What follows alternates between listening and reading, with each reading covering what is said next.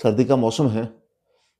गाँव में जब भी आते हैं तो आग तापने को मन करता है। तो जैसे छोटी लकड़ी आग जल्दी पकड़ती है, ऐसे ही जो हमारे छोटे बच्चे होते हैं वो माँ-बाप की बताई हुई बातों को जल्दी पकड़ते हैं। जो हम बोलते हैं उनका अमल भी करते हैं, जो हम करते हैं वो भी अपने जीवन में करना शुरू कर देते हैं। तो इसी बात से बात ध्यान में आई कि हम हमेशा अगर सही करेंगे तो हमारे बच्चों को वो आगे चलकर फिर जीवन में वही संस्कार का रूप ले लेते हैं। अभी मैं सुबह उठकर गर्म पानी पीता हूँ, तो पानी गर्म हो गया है, तो मेरी ये आदत है कि सुबह पानी के 2-3 गिलास गरम-गरम पी जाता हूँ। तो ये आदत बन गई है सुबह गर्म पानी पीने की।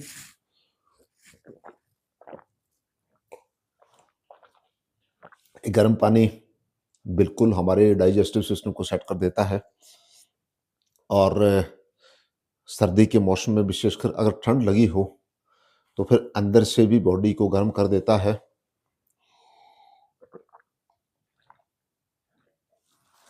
तो सुबह-सुबह गर्म पानी को पीना थोड़ा कम गर्म हो, कोसा पानी जिसको हम बोलते हैं, तो अच्छा बताया गया है। तो बात बच्चों से चली थी, तो मेरा ये मानना है कि हम बच्चों को सही उच्च कोटि के संस्कार देने के लिए, उनके जीवन को श्रृंगारित करने के लिए हमेशा जिन बातों से हमें बड़े होकर गलानी हुई है या होती है या शर्मिंदा होना पड़ता है, वो बातें बच्चों के सामने ना करें। तो जब हम स्वयं के जीवन को एक उदाहरण की तरह बच्चों के सामने पेश करेंगे, तो उनका जीवन स्वतः ही श्रृंगारित होगा और जब जीवन श्रृंगारित होगा, तो फिर बाकी चीज़ें तो अपने आप संसार में मिल ही जाती है, जैसे-जैसे कर्म करते जाएँगे।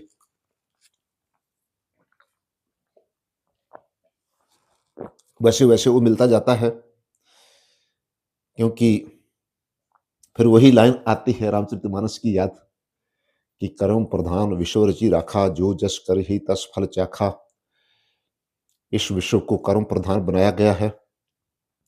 ईश्वर ने तो हमें साँसें दी है, उन साँसों को यूटिलाइज़ कैसे करना है, इस्तेमाल कैसे करना है, ये ईश्वर पर निर्भर नहीं है, ये हमारे ऊपर निर्भर करता है। तो ऐसे ही सुबह-सुबह रूबरू होने के लिए मन किया और आप जिससे रूबरू हो रहा हूँ, अगर ये आपको बात अच्छी लगे तो पक्का कमेंट करके बताइएगा। Thank you. जय हिंद। धन्यवाद।